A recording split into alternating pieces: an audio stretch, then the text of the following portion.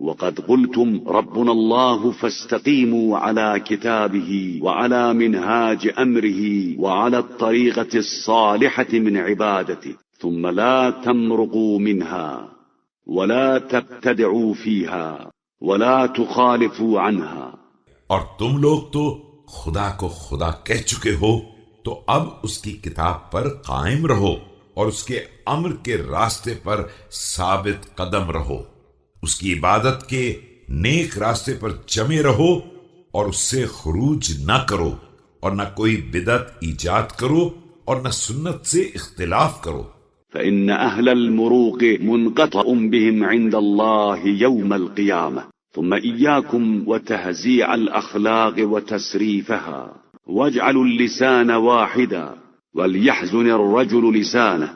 اس لیے کہ اطاعت الہی سے نکل جانے والے کا رشتہ پروردگار سے روز قیامت ٹوٹ جاتا ہے.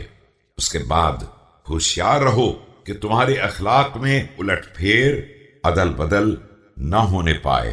اپنی زبان کو ایک رکھو اور اسے محفوظ رکھو.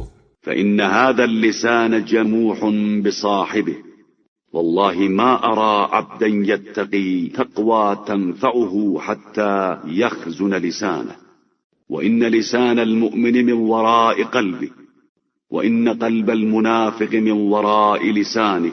اس لیے کہ یہ زبان اپنے مالک سے بہت منظوری کرتی ہے. خدا کی قسم میں نے کسی بندہ مومن کو نہیں دیکھا جس نے اپنے تقوی سے فائدہ اٹھایا ہو مگر یہ کہ اپنی زبان کو روک رکھا ہے.